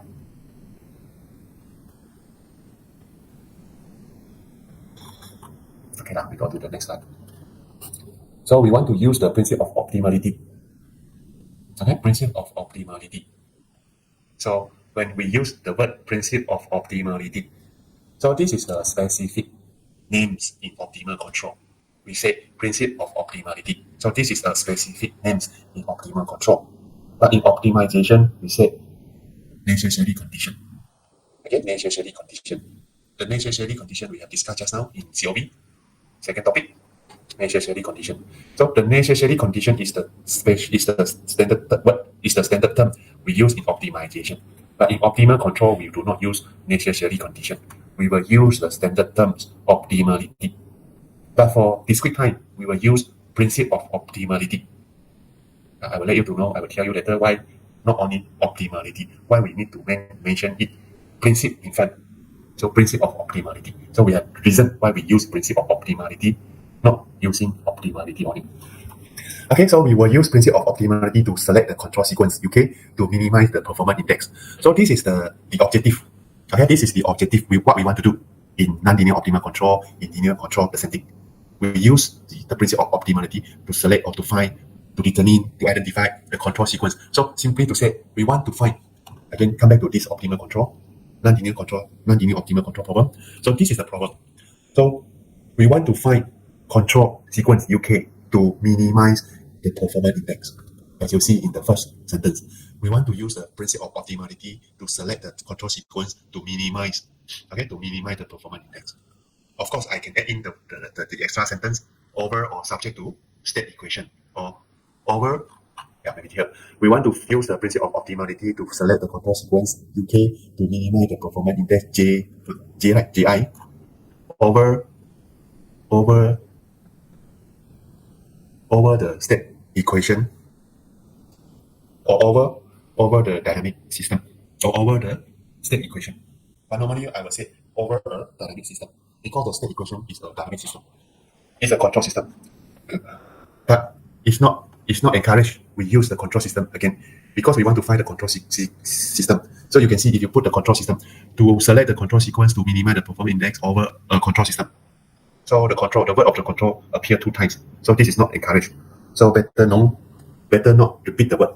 So select the control sequence or to find the control sequence to minimize the performance index over the dynamic system. This method.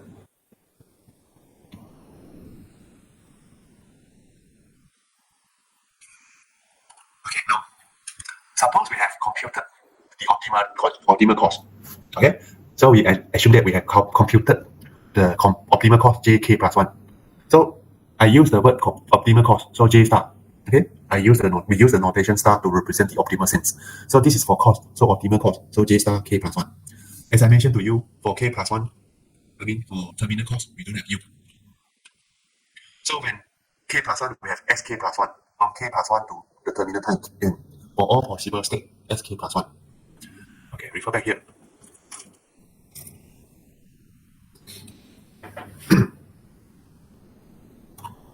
J star K plus 1 means I equal to K plus 1. Right? And then from time K plus 1 to the terminal time. So this K plus 1 is the optimal cost we calculated from K plus 1 to the terminal time. Remember just now we said K equal to I from n minus 1.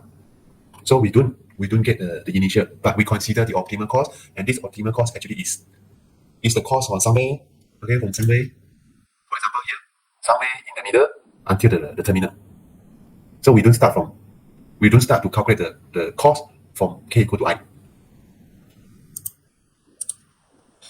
Okay, let's see how to do. The optimal cost result when the optimal control sequence U star K plus 1, U star K plus 2, U star n minus 1. So this is the optimal control sequences. So we have K plus U, K plus 1. You see all we have star. U star plus 1, U star K plus 1, U star K plus 2 until U star n minus 1. So how many sequences for control sequence? How many terms for control sequence? So it depends on n minus 1. Okay, K equal to I until n minus 1. So it depends on capital N. If n equal to 4, so we have 4 minus 1. So until U3.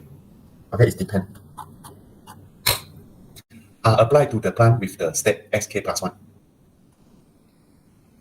So this means that we have U optimal control. When we substitute optimal control sequences here, so we will use UK star, we will use XK star to generate SK plus 1 star. Okay? Now don't confuse when we consider so many sequences in one together. If we apply any arbitrary control UK at time k, so the k, so UK plus 1, so this is at time k plus 1, UK plus 2, this is at time k plus 2, UN minus 1, this is at time n minus 1. So for UK, for the arbitrary control UK at time k, so we use the non-optimal control sequence from k plus 1 on. Okay, from k plus 1 on. And the resulting cost will be L sk UK plus JK plus 1 star SK plus 1. So this is the third equation.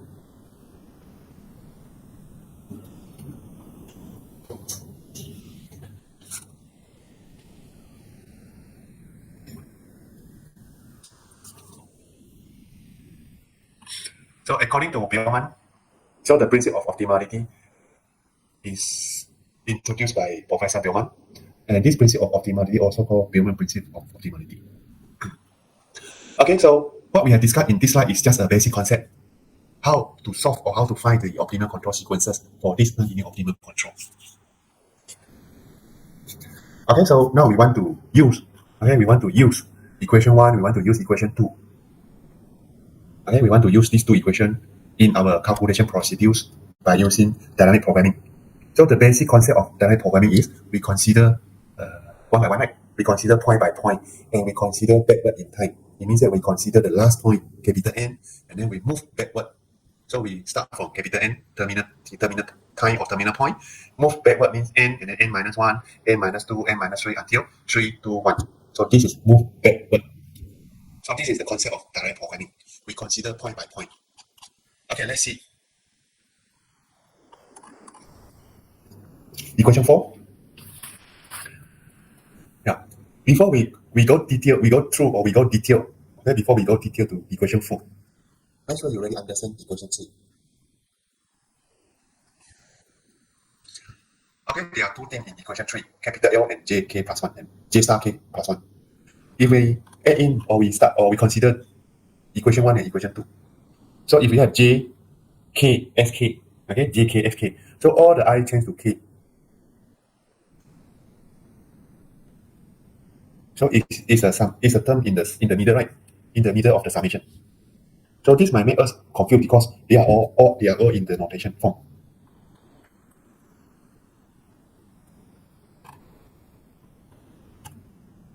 So what I can say here is equation 3 we consider K by K. It means that K equal to capital N, K equal to capital N minus 1, K equal to capital N minus 2, move backward. And for each K or for each time step, then we need to find the control UK. So that's why you see that UK plus 1 plus star, UK plus 2 star. So as I said, we move backward. So we will find U star, UN minus 1 star first. And then move backward and we'll find U N minus 2 star. And move again. But we don't find control sequences. Okay, we do not find the control sequences for N minus 1 until 1. We will find them one by one according to the time step. So at K equal to capital N. Okay, at K equal to capital N. So no U, we don't have UN, we only have UN minus 1. So at K equal to capital N, maybe we refer to this part, this summation, this cost performance index. When I equal to capital N, so we have this one, right? Sn. So we don't have UN, we only have UN minus 1. So we do not have UN. So what is the optimal solution? So we don't have UN star, we only have UN minus 1 star. So for K equal to capital N, so we have J capital N, X capital N star, and this X star is come from 5 S capital N star and N. This is what happened at the K equal to capital N. So if we move back, okay, move backward, so we consider from capital N until K equal to I. Again, we have equation 4. So as I said, for each time step K, so we will minimize the operating cost to get the U star. So that's why we have mean. Again, we have mean UK. So this mean UK let us to know that we want to find the control sequence for each time step. So equation 4 is known as the principle of optimality for discrete system. This is quite abstract. I believe that many of you blah blah. And it is important lay in the fact that it allows us to optimize over only one control vector at a time by working backward from n. So this is what I mean. When we move backward, we start from k equal to capital N. So no control, so no need to find control. Move backward to k equal to n minus 1. So find un minus 1 start. Move backward again. So we move to k equal to n minus 2. Find un minus 2 start. So the concept, okay, we do this one step by step, time step by time step. So this is a functional equation of dynamic programming. And this is the basic for computer implementation of Bellman's method.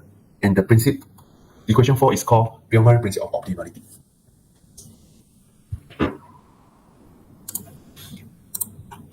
Okay, let's see what happened actually. Yeah, what happened actually. Okay, we start from, we refer to equation 2. We start from k equal to capital N.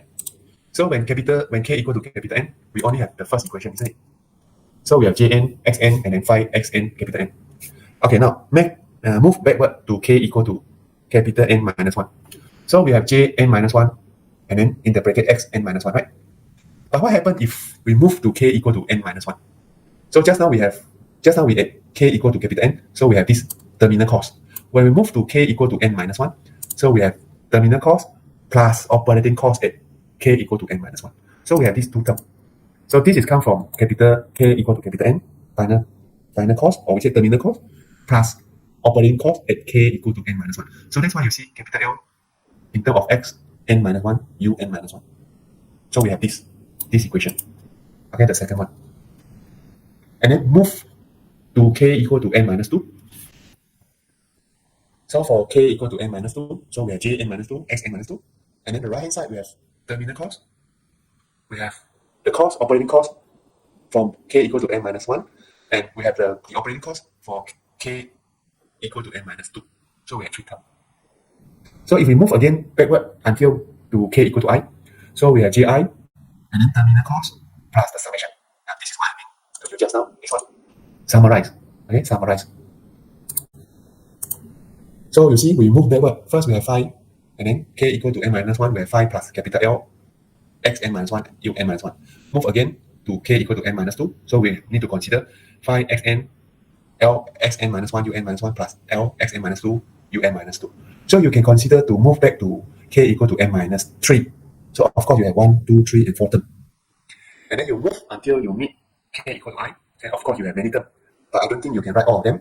But we can do the summary. We can make the summarization for the capital L, for the operating cost. Since we have moved to k equal to I, so we can put it as summation. Summation k equal to I until, or k equal to I to n minus 1 for capital L, sk, uk. Consider that if we have k equal to I plus 1, okay, k equal to I plus 1. So you see k equal to I plus 1. Okay, this is k, the summation k equal to I plus 1. And then for Ji, or for k equal to I, so I can write terminal cost phi xn plus capital L xi ui plus the summation where k equal to I plus 1 until n minus 1.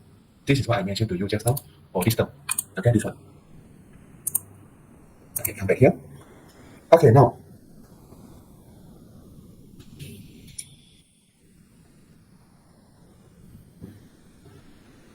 This one, I'm not sure whether you can follow or not. But actually, it's very simple. For Ji, okay, Ji, this one, if you refer to this one. So if I write this one, and then I expand. Okay, I expand. So I put one I in front. So the summation case will be k equal to I plus 1, isn't it? Am I right? Ji, I still start from k equal to I. So the summation should be k equal to I. I can write the first L. Okay, I can write the first I first. I can write the first L. Okay, I can write the first L, not in the summation. So it will become L xi ui, and then the rest will be in the summation. K equal to I plus 1 until n minus 1. But notice that phi plus summation k equal to I plus 1 until n minus 1 L. These two terms, okay, these two terms. Okay, look at this one. The first and the second. These two terms can be summarized as Ji plus 1. And then to find the optimal control sequence, so I just need to find UK star. So I put UK star in front, mean UK. So this is the discussion from the theoretical work. I mean the theoretical discussion. Yeah, of course, many of you not really understand what I'm talking about. Even you ready? First, you really don't understand. Second, you don't know what I'm talking about. Third, even you want to focus, you want to listen to me, but you don't understand. Fourth, you want to follow, but actually you cannot follow. You don't know what I'm talking about. The last one, maybe you already not interested in, so you let me to talk myself, and then you talk to your friend, you talk to your sister or brother, or even you do something else. Yeah, this might happen. So I will not blame you, but this is a real thing because this is a theoretical work in optimal control. If you're ready, if you can understand this theoretical work, it's good for you. Especially how to get the second last. Okay, the second last I highlight for you. How to get the second last. How to write. How to start from this one. Okay, I highlight for you. How to start from this one. Then you can write this one, and finally you can write in this form. Yeah, if you really understand the theoretical work, then when we go to example, I think you understand. I think you can understand. If you totally not understand what I'm talking about, especially all are the all are in the symbol, or in the notation, you don't understand what I'm talking about. I believe when we go to example, 100% I believe you are able to. You cannot solve the example. Okay, so this is interesting. I'm talking you in the first meeting. I said optimal control is very interesting because when we solve the problem, we solve the optimal control problem without any number. Now, this is one part we already seen. We have seen here. We can find the optimal control sequence without any number here. All are in the notation, all are in the symbol. No more number. And I think this is the part that your senior think that optimal control is very difficult. Yeah, because they feel scary because no number. They confused because no number at all. Then they think that it's difficult. But for me, this is an interesting part. Mathematics not necessarily use the number. Okay? Mathematics not necessarily use the number. Mathematics also can use the symbol. Mathematics also can use the notation. And this is something people outside they don't know. They think of, you study mathematics, you should know how to calculate. I believe that if they say you know how to calculate, then of course you can ask them. I can calculate A plus B. You can ask that to them. Can you calculate A plus B? Yeah. We not only can do the calculation A plus B. I have shown to you, we even can calculate, we also can integrate for a function in symbolic form, in notation form, not in number form. And our answer is in the notation form.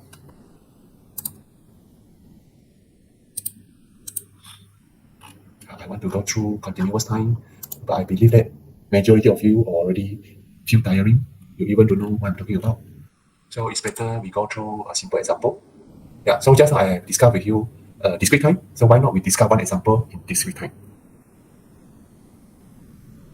I discussed with you a simple one. Just now I discussed with you the non-linear control, but I provide you linear controls example. How to know it's linear, how to know it is a non-linear. Again, come back to this slide. For the linear optimal control, state equation is a linear state equation. Okay, the state equation is a linear equation. And then the performance index is in quadratic criterion. I repeat, for the linear optimal control, state equation is a linear equation. Performance index is in quadratic. So you can imagine if the state equation is a non-linear, and then the performance index also in non-linear, I think we only can solve until to get the necessary condition. That's all. We cannot go further. We cannot really solve the solution because state equation is non-linear. Performance index also very non-linear. Then it's very hard to solve the non-linear control. So that's why I give you this example. Okay, I give you this example as linear control. Linear controls example. Because in linear controls example is easier to solve. I can give you another. I can give you a non-linear controls example. Maybe next time. Maybe next week. No, next week is semester break. So after semester break, I might give you a non-linear control example. Then see how many of you can solve. So after semester break, yeah, we do face to face. It's good. I can give you one non-linear controls problem, and you will solve in front of me. Because you will solve the question in front of me, then I can observe how many of you really don't understand. So today, it's okay. No, not a problem for me. You can hide yourself at the back of camera. So for me, it's very simple. I assume that you understand. Okay, let's see this example. If not, then until 6 o'clock, we're still here. Okay, so this is a linear optimal control. So how to know? Subject to, so this is a linear state equation. And then the performance index is quadratic. So this is a linear optimal control. Okay, so start from, what is the terminal cost? What is the terminal time step? You see k equal to 0 until 4. sk, so it means that k equal to 5 is the terminal time. Okay, k equal to 5 is the terminal time. So we start from cost to go for k equal to 5. Although we have the performance index, when we say performance index is cost function, but when we consider the cost for each time step, then we will set cost to go. So for k equal to 1, k equal to 2, so for each time step, the cost we consider are called cost to go. And we want to use dynamic programming solution approach. So we will start from the terminal cost, terminal time. So from this example, terminal time is k equal to 5. So for the cost to go, okay, the cost to go for k equal to, or we said for the cost to go at k equal to 5. So we have jk star sk equal to sk squared. Okay, start from the terminal cost. No uk, no u4, no uk. So we can just put j star. Okay, the j star is sk, the j star, the j5 star x5 is equal to s5 squared. So this is the optimal cost to go at k equal to 5. No need to find u because no u. We don't have any u term. We don't have any control sequence here at k equal to 5. Okay, move backward to k equal to 4. So for the cost to go at k equal to 4, so consider j4, x4. So we have j, we have u, we have l, x4, u4, right? Okay, summation k equal to 0 until 4. So now k equal to 4. So we have x4 squared plus u4 squared, isn't it? Then we also need to consider j star 5. So for j star 5 or j5 star, so we just substitute x5 squared into equation. So we get the second. Okay, we get the second. So notice here, when we go to k equal to 4, so we have x4 at the left. At the right hand side, we have x4 squared, u4 squared, but we have x5 squared. So this x5 squared need to replace by step equation. What is x5 squared? So from here, when k equal to 5, so it means that x5 equal to x4 plus u4, right? x5 equal to x4 plus u4. So substitute x5 by x4 plus u4. Okay, here, the next equation. And now notice that j4 in terms of x4, and then at the right hand side, all are in terms of x4, except u4. So what is u4? Okay, what is u4? So differentiate j4 with respect to u4. So we have del j4, okay, del j4 over del u4. So del j4 over del u4, so it means that we will differentiate 2x4 squared plus 2u4 squared plus 2x4 u4 with respect to u4.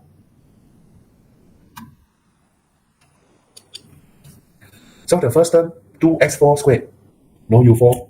So the derivative with respect to u4 is 0.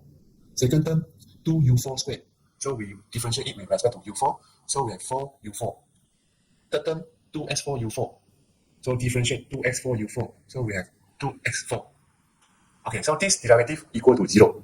So this is referred to what we call optimality condition. We find the gradient and then let the gradient equal to 0. So this is the optimality condition in optimal control. So equal to 0. Why equal to 0? Because we want to find u4 equal to 1. So solve this equation, 4u4 plus 2x4 equal to 0. So we get u4 equal to negative 1 over 2x4. Okay, so this is u star 4 or u4 x star equal to negative 1 over 2x4 star. We use star to represent the optimum. And this u star 4, we get this u star 4 from solving this optimality condition.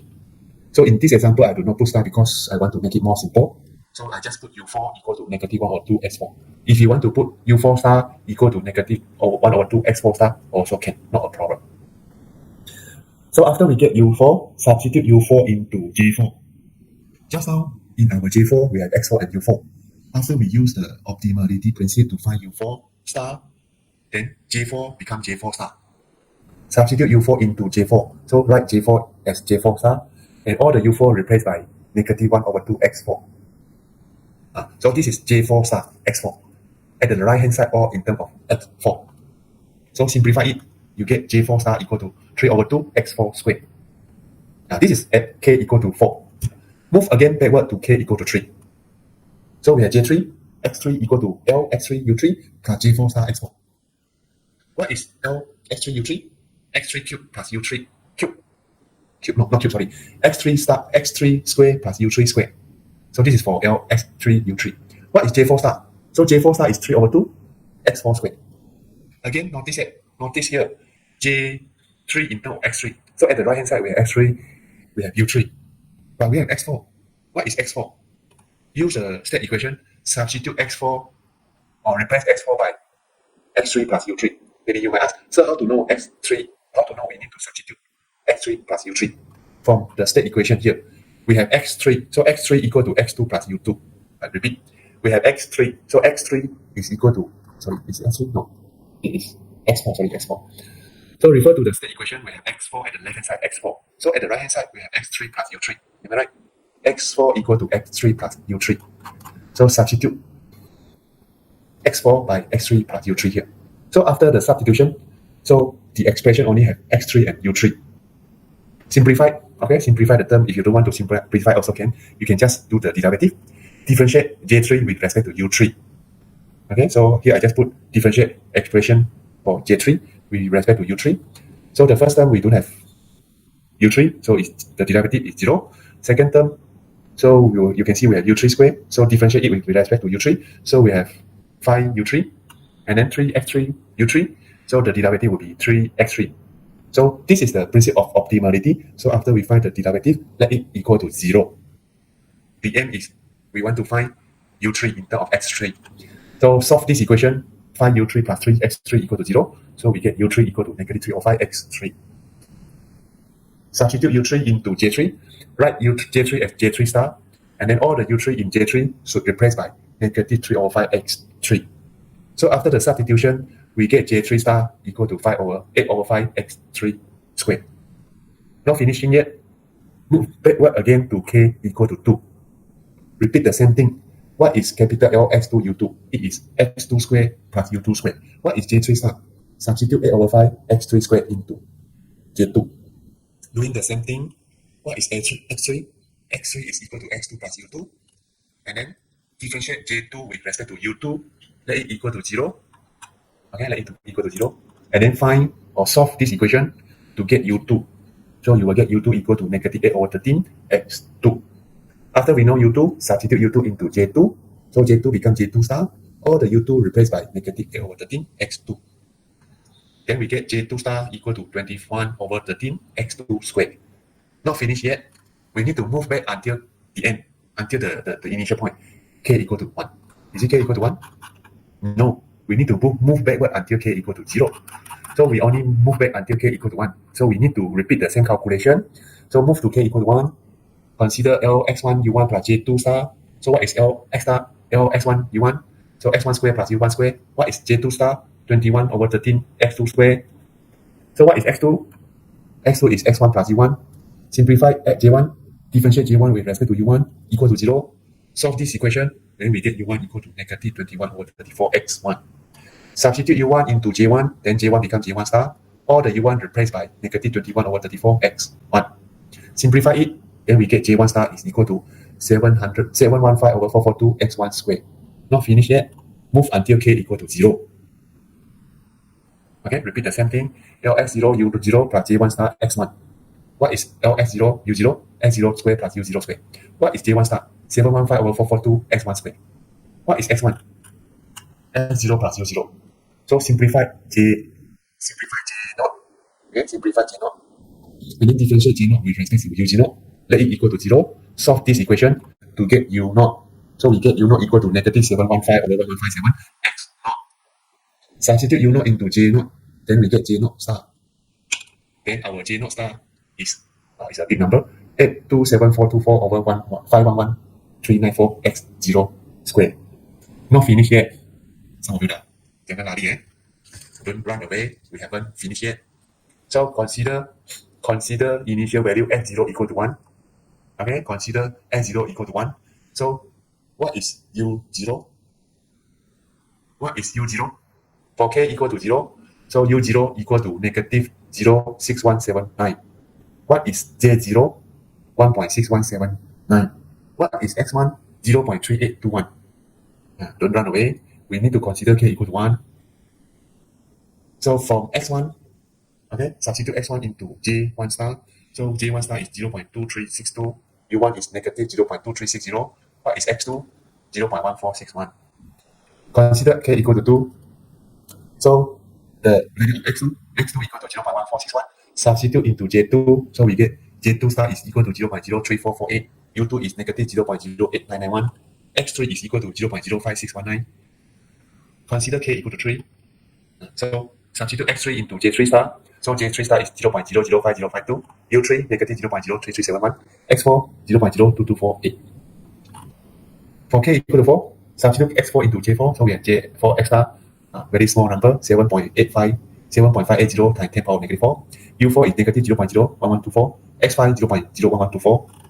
And then for k equal to 5, so no more U5. We only have U until U4. So consider substitute x5 into J5 star. So it's a small number. And then summarize all the result in the table form. And then draw the graphical solution. Then finish. Just finish. Okay, this is a complete solution. I believe you not really understand, so I will ask you, so you don't understand. But I have discussed with you one example. Then refer back what we have discussed. Try to understand. So next week semester break. So you have more than 1 week to try to understand. Then after the semester break, when we come back to the class, then tell me what you understand and what you don't understand. Okay, so that's all for today. Then you can continue your riot. Then thank you for coming. See you again after the semester break. Bye bye.